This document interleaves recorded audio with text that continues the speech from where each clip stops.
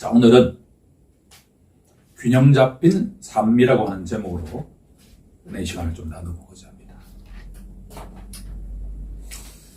제가 지금도 정확하게 기억나는 초등학교 6학년 정도 때의 일인데,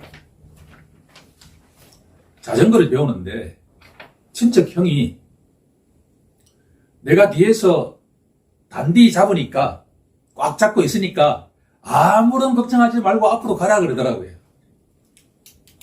자전거를 타고 가는데 뒤를 돌아보니까 형이 없는 거예요. 그런데 그 순간 균형 잡혔다라고 하는 걸 내가 지금도 기억해요. 자전거는 정확하게 균형을 잡아야만 쓰러지지 않잖아요. 오늘 본문에 나와 있는 데살로니가 전서는 데살로니가 교회 성도들에게 주시는 말씀인데, 1장 3절에 가게 되면 하나님 보시기에 데살로니가 교회에는 세 가지가 있는데, 첫 번째는 믿음이 좋았어요. 두 번째는 사랑도 있었어요. 세 번째가 뭘까요? 소망도 있는, 믿음, 사랑, 소망이 있는 것과 같은 공동체예요. 교회 공동체는 국적은 한국인데 영적 국적은 어디냐 그러면 천국이잖아요. 천국 시민이에요. 천국의 시민이 살아가길 원하는 하나님 아버지의 마음은 균형이에요. 균형. 우리가 배가 항해에 가려고 그러면 균형을 잘 잡아야 하죠. 신앙생활을 한다는 것은 어떻게 보면 균형 잡는 일이다. 세상 사람들의 경우에는 가장 부모가 좋아하는 자녀는 공부 잘하고 세상에서 1등하는 자녀 아닐까요? 그런데 성경은 어떨까라고 하는 거예요. 세상에서는 1등하는 게 목표인데 하나님의 백성에게 아버지는 어떤 걸 원하실까? 균형 잡기를 원한다는 거예요. 균형. 밸런스를 잘 잡고 순례길을 완주하기를 바라신다라고 하는 거예요. 예수 믿는 자들은 천국의 백성, 하나님 나라의 백성인데, 하나님 나라의 통치 원리가 무엇일까라고 질문한다면 1등 하는 게 아니에요. 1등 하면 누가 있죠? 꼴찌가 있어야만 1등이 있을 거 아니에요. 하나님 나라의 통치 원리는 첫 번째가 뭐냐 그러면 본문을 통해서 알 수 있는 것은 사랑이다라고 하는 거예요. 주님이 사랑하시는 성도 여러분, 세상에서는 1등 하라고 이야기하는데 1등 하지 않으면 좌절된다고 이야기하는데, 천국의 나라에서는 1등이 목표가 아니라는 이야기예요. 첫 번째가 뭐라는 이야기예요? 서로 사랑하라는 이야기예요. 서로 사랑하라. 우리가 교회에 오는 이유는 뭐냐 그러면 세상에 있는 이야기를 들으려고 온 게 아니에요.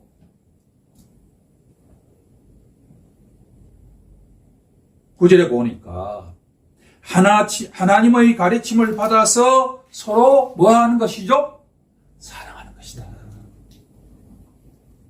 서로 사랑하는 우리 모두가 되길 간절히 원합니다. 천국 시민의 첫 번째 덕목은 뭐냐 그러면 사랑이에요. 일방적으로 사랑하는 게 아니라 어떻게 한다는 거예요? 서로 사랑하는 것, 서로. 교회에 가장 친숙한 단어가 뭐냐 그러면 사랑이에요. 헬라어, 그리스어로 아가페라고 하는 것인데, 그런데 아가페 사랑이 무엇일까라고 질문한다면 가장 답하기 어려운 게 또 사랑이죠. 저는 오늘 이 사랑에 대해서 두세 가지를 좀 새롭게 이야기를 해보고자 합니다. 사랑하는 것의 첫 번째는 뭐냐 그러면요, 상대방에게 관심을 가지는 거예요. 사랑이 추상적인 게 아니라 사랑은 뭐라고요? 상대방에게 가까이 있는 사람에게 뭐 하는 거예요? 관심을 가지는 거예요. 관심을. 자기에게 가장 가까이 있는 사람이 누굽니까? 자기 배우자 아닌가요? 그렇죠? 배우자가 없는 경우에는 옆에 있는 친구? 아니면 부모님? 우리 교회는 성도? 그렇죠? 자기 배우자가 무슨 음식을 제일 좋아하는지 당연히 알겠죠? 무슨 색깔을 좋아하는지 알까요? 제가 어제 특정 프로를 이야기했었는데 이 토크쇼를 좀 봐야 할 필요가 있는 게 깔깔거리고 웃잖아요. 그 보고 나면 되게 그냥 깨우네요. 보니까 아는 형님이라고 하는 걸 어제 우연히 봤는데 되게 재밌더라고 보니까요. 이현숙녀라고 하는 이게 서장훈 씨가 하는 거기에 그 부부가 절대로 해서는 안 되는 말 7가지가 나오더라고 보니까요. 이게 첫 번째가 뭔지 아세요? 부부가 절대로 해서는 안 되는 말. 너 말하고 행동하는 게 너 부모님 때문에 그런 거 아니냐? 그 첫 번째에서는 안 된다는 얘기야. 그게. 너가 뭔데? 이런 이야기. 아무튼 자, 우리가 관심을 가지는 게 사랑의 첫 번째인데 성경에서 우리가 이제 그 예를 한번 찾아보면 저는 창세기 40장에 가게 되면 요셉 이야기가 나옵니다. 우리 한번 찾아볼까요?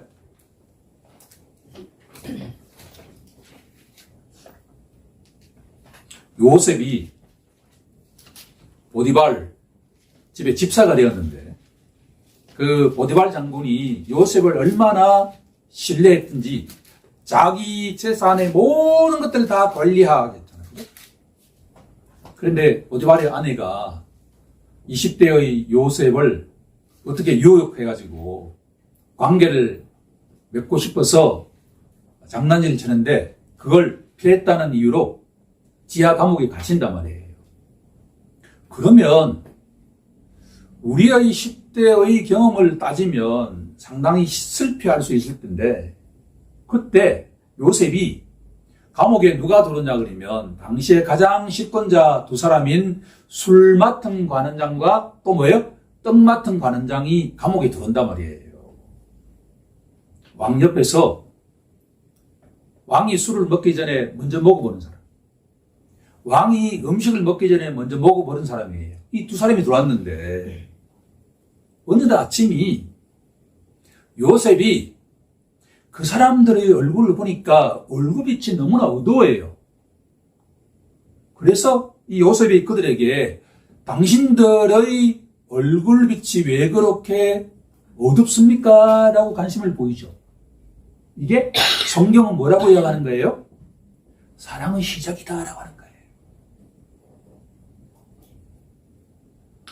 교회에 누구라도 오면 저는 그 아이 컨택을 합니다. 그렇죠? 이거는 오늘 성경 본문에 따르면 뭐의 시작이에요? 사랑의 시작이에요. 사랑은 추상적인 게 아니에요. 사랑은 대단한 게 아니라 가장 가까이 있는 그 상대방에게 뭘 가지는 거예요? 관심을 가지는 거예요. 우리가 이 마음속에 있는 거는 보여요? 눈에 보여요? 안 보여요? 안 보이죠?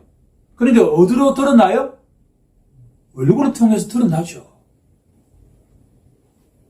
진짜 어릴 때 우리 엄마가 설거지 하는데 뿔 났다는 것을 나는 이렇게 알았어요. 왜? 뿔이 진짜 나오니까. 이걸 다 믿는 청년은 없겠죠. 그죠? 그런데 그런 느낌이 든다는 거예요. 앞에 안 보이는데 뒷모습만 봤는데도 우리 엄마가 화가 나 있다 안 났다는 걸 알아요. 우리 모두 자기 가장 가까운 사람에게 관심을 보이는 우리 모두가 되길 간절히 소망합니다. 하나만 더 이야기해 보죠. 창세기 4장에 한번 가볼까요? 창세기 4장에 3장에 가게 되면 창세기 3장은 원죄를 짓는 것과 같은 사건이 일어나잖아요.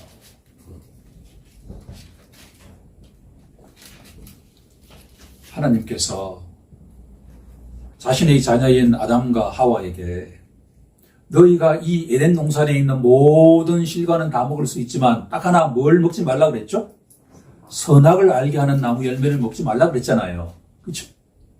그런데 뱀의 꼬임을 받고 난 뒤에 이 아담과 하와가 선악을 알게 하는 나무 열매를 먹고 난 뒤에 뭐가 밝아졌죠? 눈이 밝아져서 처음에 시야에 들어온 게 뭐예요? 그렇죠. 상대방 배우자의 벌거벗은 모습이 들어오기 시작합니다. 그러고 수치심이 들어오니까 가리면서 숨었어요. 하나님께서 이 아담과 하와를 얼마나 사랑하신 그 출발점은 그 죄 짓고 난 뒤에 수치심으로 자신의 중요한 부분을 가리려고 하는 그 자녀들에게 관심을 가지기 시작하셨다라고 하는 거예요.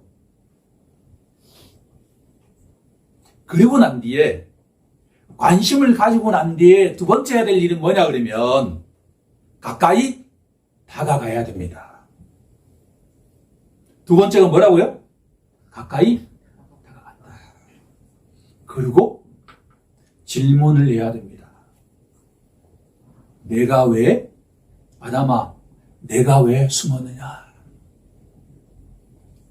혹시 얼굴빛이 안 좋은데 근심거리가 있었어요? 라고 물어야 된다는 이야기예요. 아, 내가 아내를, 내가 남편을, 내가 자녀를, 나의 부모를 내가 사랑하니까 다 아실까요? 몰라요. 사람은 말하지 않으면 몰라요. 사람은 말하지 않고 묻지 않으면 오해예요. 사람은 자기 중심적으로 생각하기 때문에 직접 묻지 않고 직접 말하지 않으면 오해한다는 이야기예요.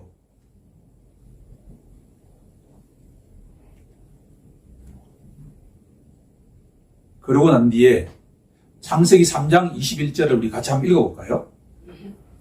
창세기 3장 21절 같이 천천히 합독합니다. 시작.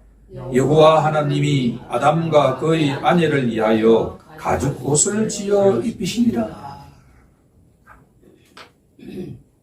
무화과 나뭇잎을 따가지고 중요한 부분을 가렸던 그 아담과 하와에게 아버지께서 그들이 너무나 힘들어하는 것을 보시고 가까이 다가가셔서 서로 말하고 난 뒤에 가죽 옷을 지어 입히셨다라고 하는 것이 하나님의 사랑이에요.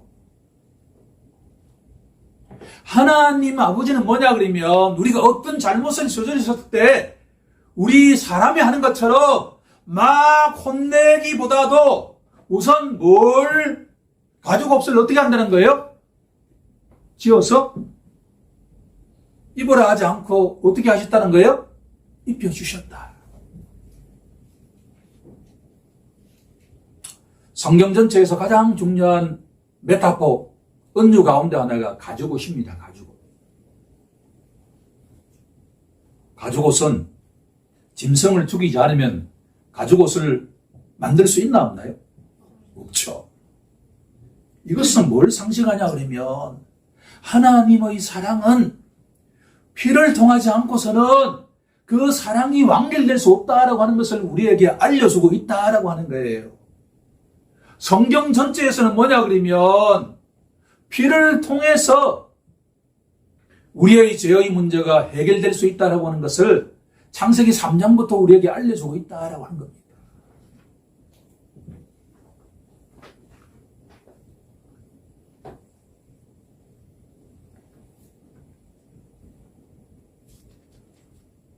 오늘 본문에 나와 있는 것처럼 하나님의 나라의 백성은 서로 관심을 가지면서 서로 묻고 그리고 상대방이 필요한 것을 자신이 할 수 있는 것을 제공해주고 도와주고 공급해 주는 것이다 라고 하는 것을 기억하는 우리 모두가 되길 간절히 원합니다. 사랑은 절대로 추상적인 게 아니다. 사랑은 대단한 것이 아니라 나에게 가장 가까운 상대방에게 관심을 가지고 그 상대방이 뭘 필요로 하는가를 제공해 주는 것. 그것이 사랑이다 라고 하는 것을 기억하는 우리 모두가 되길 원합니다. 두 번째, 사랑이 첫 번째로 균형 잡히는 일에 중요하다고 한다면 그 다음에 중요한 것은 뭐냐 그러면 자기 일이에요. 일.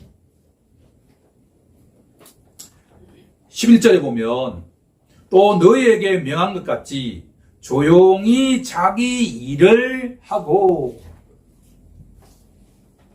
조용히 자기 일을 한다.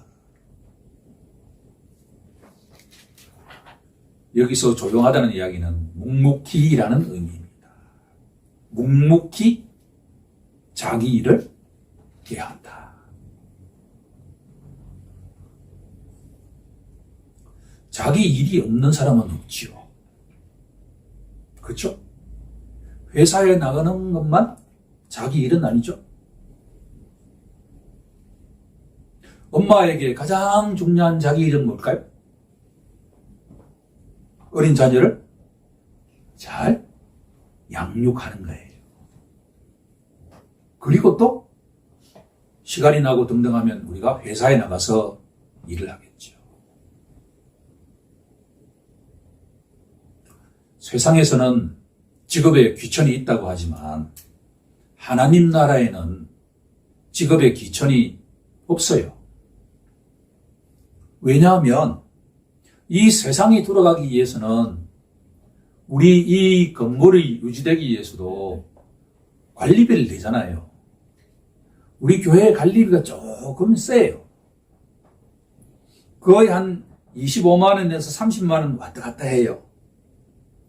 우리가 가끔 생각하면 왜 그렇게 많이 내야 될까라고 생각을 하는데 여기에 전기세, 그죠? 그 다음에 여기에 청소하시는 분들. 청소하시는 분들이 없으면 이 건물이 잘 유지가 되지 않아요.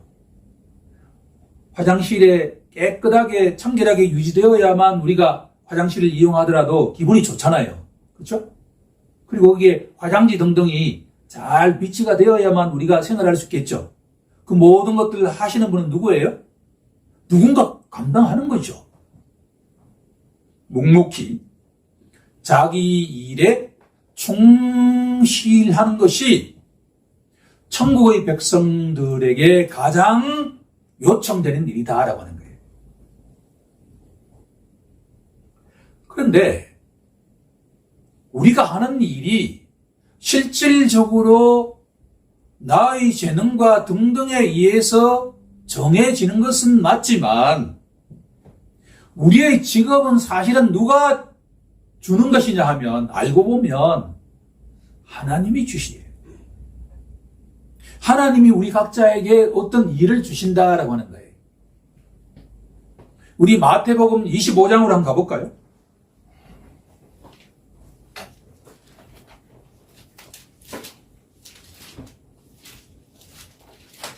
마태복음 25장에는 열 처녀에 대한 비유가 나오고 난 뒤에 달란트 비유가 나오잖아요.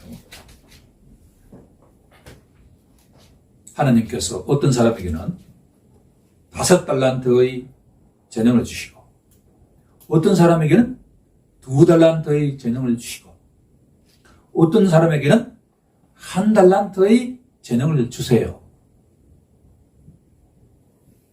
그런데 이 세상은 태어날 때부터 불평등하게 태어나요. 인정합니까? 누군가는 재벌 총수의 아들, 딸로 태어나고 누군가는 보잘것없는 집 가정의 아들, 딸로 태어나잖아요. 그런데 예수님은 재벌 총수의 아들로 태어나셨어요? 가장 보잘것없는 가정의 아들로 태어나셨습니까? 전자가 아니라 후자죠.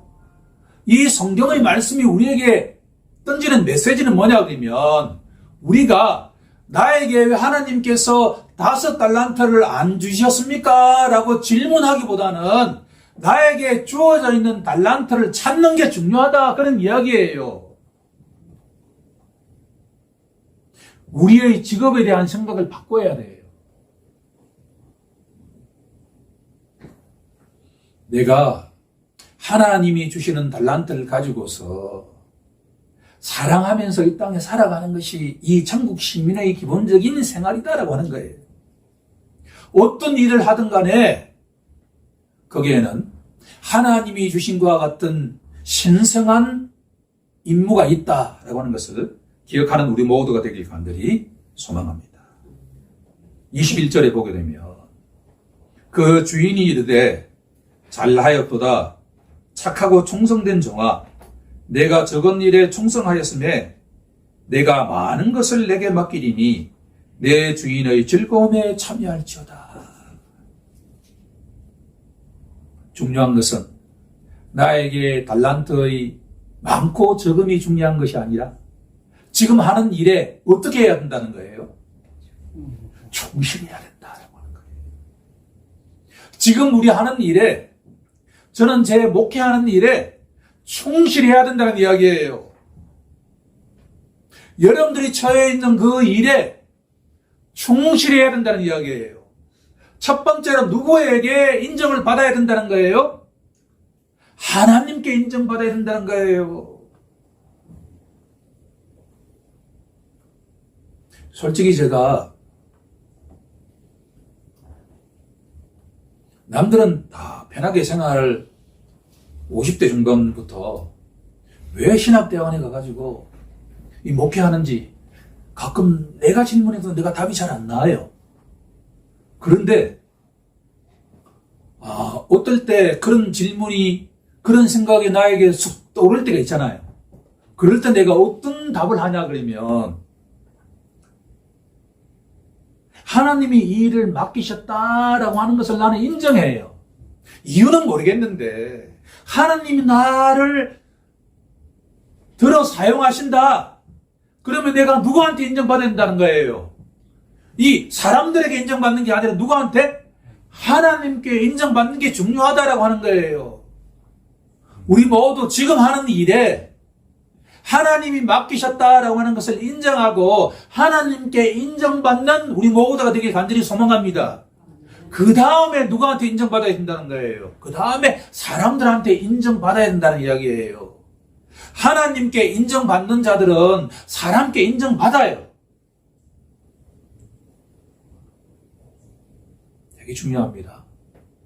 우리가 똑같은 일을 하는데 내가 내 힘으로 마지못해서 하는 일하고 하나님이 맡기신 일이니까 내가 그걸 기쁜 마음으로 즐거운 마음으로 감사하는 마음으로 하게 되면 그 에너지가 누구한테 전해져요?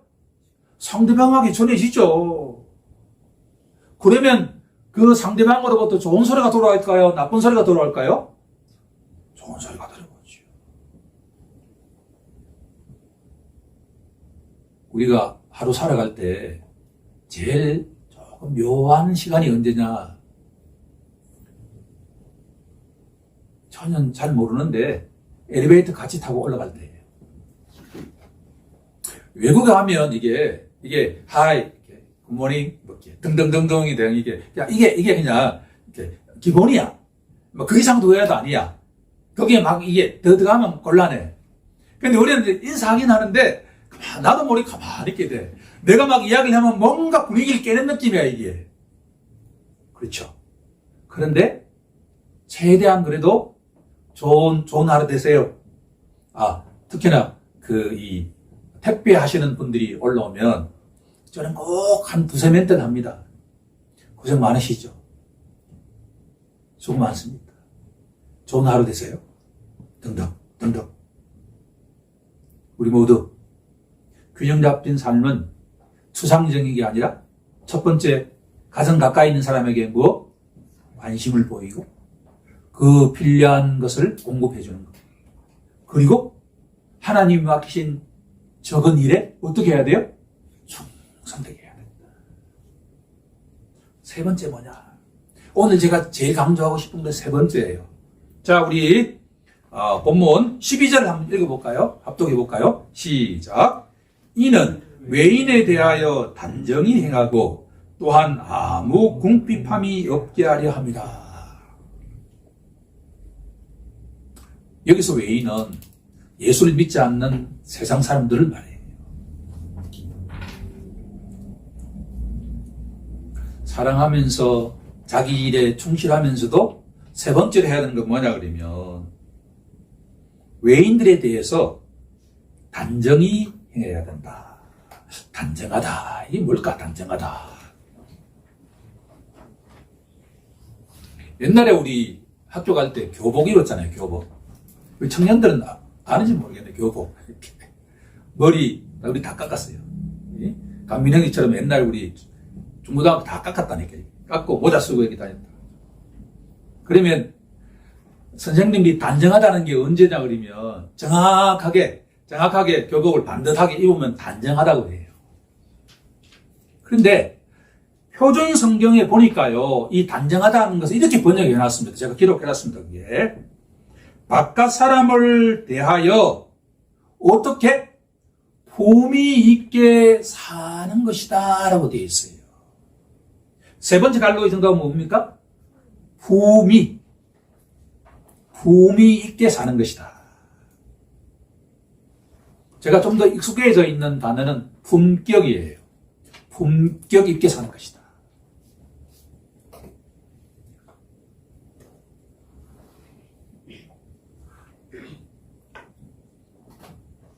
하나님 아버지는 우리 교회 모든 성도들이 서로 사랑하면서 자기 일에 충실하면서 그 다음에 어떻게 살기를 원하신다고요? 품위 있게 살기를 원하세요. 이번 한 주 동안에 품위 있게 사는 우리 모두가 되길 원합니다. 그런데 품위 있게 사는 게 뭘까를 내가 질문하고 계속 묵상하는 가운데 딱 두 가지를 한번 제가 제시해 보죠. 오늘날 우리나라와 같이 유튜브 등등이 이렇게 활성화되어 있는 환경 속에서 품위 있게 사는 게 뭘까를 생각을 해보니까 언어적인 문제다라고 하는 것을 제가 결론을 내렸습니다. 사회가 점점 각박해지면 예컨대 사회적 동난, 전쟁이라든가 이렇게 나타나면 가장 언어에서 두드러지게 나타나는 게 뭐냐 그러면 뭐가 많아져요? 욕이 많아져요. 우리 사모 이야기를 들어보니까 임진왜란 이후에 그러니까 상시욕 이런 단어들이 보편화됐다는 이야기. 사회가 각박해지고 여유가 없어지고 먹을 게 없어지고 자기 가족들이 죽고 이렇게 되면 말이에요. 이 속에 뭐가 가득 찰까요? 분노심이 가득 차죠. 그러면 언어가 어떻게 될까요? 젠틀한 언어가 나올까요? 안 나올까요? 나올 수 없다는 이야기예요. 우리나라 사회의 가장 내가 보기엔 문제는 뭐냐 그러면 언어적인 문제라고 생각해요. 정치는 뭘 가지고 먹고 사는 사람들이죠? 말로 먹고 사는 사람들이에요. 말로. 우리가 세금 내가지고 국회의원들에게 월 얼마 주는 줄 아세요? 그렇죠. 1,000만 원 된대요. 그게 보좌관이 몇 명 딸렸나? 10명 정도 딸렸어. 그러면 국회의원 한 사람 1인당 얼마 더 하는지 계산이 나오잖아요. 그렇죠? 그런데 그 사람들이 가장 원하는 것은 뭐냐 그러면 그 사람들이 말이 우리에게 뭘 주기를 원해요? 위로를 받기를 원해. 뭔가 미래에 대한 비전을 받기를 원해요.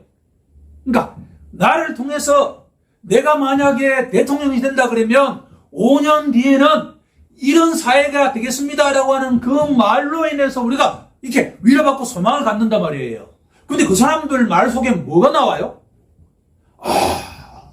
상대방이 이렇게. 물론 그것도 이해를 해요. 그러면 우리 크리스찬의 말은 어떨까? 제가 보통 이해되지 않는 것은 뭐냐 그러면 우리나라의 큰 교회 가운데 그러면 10,000단위 이상의 성도가 있는 교회예요. 그 교회에서 목사님이 강대상에서 예수를 선포하는 게 아니라 누구는 안 된다라는 이야기를 막 복창하게 해요. 이건 내가 보기에는 교회가 아니야. 내 기준으로 보면. 있을 수 없는 이야기예요. 그건 뭐냐 그러면 특정인의 문제가 아니라 교회에서는 누구를 지금 선포해야 돼요? 하나님을 선포해야 되죠. 우리의 언어가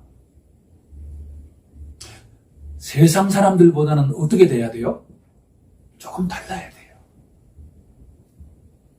우리 한국의 크리스천들이 진짜 신경 써야 할 대목이 뭐냐 그러면 세상 사람들이 보기에, 외인들이 보기에 우리보다 못하다 이런 이야기가 나오면 하나님께 욕보인단 말이에요. 이건 제 자신도 마찬가지입니다. 말에 주의하는 우리 모두가 되기를 원합니다. 예수 잘 믿는다고 이야기하면서 세상 사람들이 보기에 이게 입에서 이상한 소리 막 나오면 그건 예수 믿는 게 아니죠. 잠언서 10장 11절에 보면 의인의 입은 생명의 샘이라도 악인의 입은 독을 머금으니라.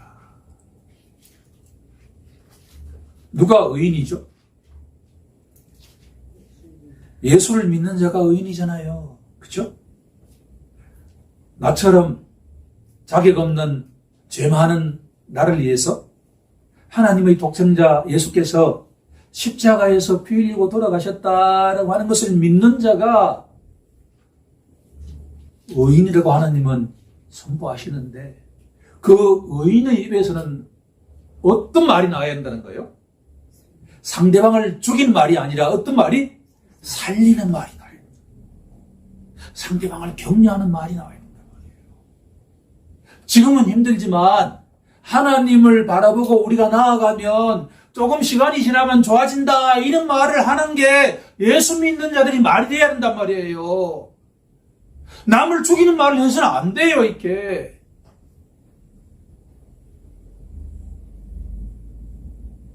자, 언어적인 문제가 분명히 관련되어 있다. 또 하나 더 이야기한다면 또한 아무 궁핍함이 없게 하려 함이라. 예수 믿는 자들은 친구들과의 관계에서 최소한 상대방이 점심을 한번 사면 나는 어떻게 해야 된다는 거예요? 최소한 한 번 이상 2번 사는 게 좋아. 예수 안 믿는 자가 식사를 한 번 대접하면 나는 몇 번 사야 된다는 거예요. 2번 사야 된다는 이야기예요. 이게 예수 믿는 자의 품이에요. 이게. 근데 혹시 우리가 말이에요. 시장에 가가지고 요즘은 그런 건 없겠지만 재래시장에 가면 좀 깎는 게 있잖아요. 그런 맛을 가죠. 그런데 단골인데 이게 올 때마다 물건을 사주는 거는 감사한데 계속 깎아. 그런데 알고 보니까 어떤 교회에 건설해. 그러면 그 물건 파는 할아버지, 할머니가 어떻게 생각하겠어요? 그렇죠? 우리의 삶 속에서 말이에요. 굳이 내가 교회 다닌다고 이야기하지 않아도 시간이 지나고 난 뒤에 교회 다닌 사람은 좀 다르다 라는 평을 듣는 우리 모두가 되기를 원합니다.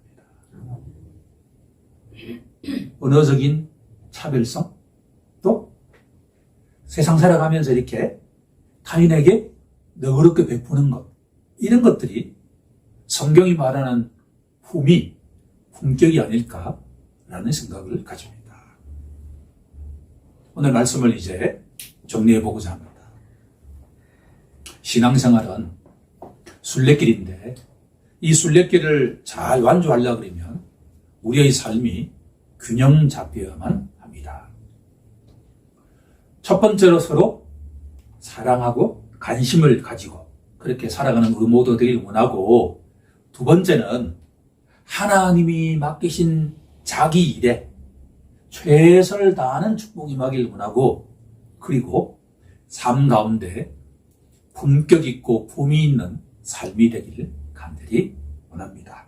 우리 다 함께 그렇게 살아가길 원하는 기도를 하나님께 올려드리겠습니다.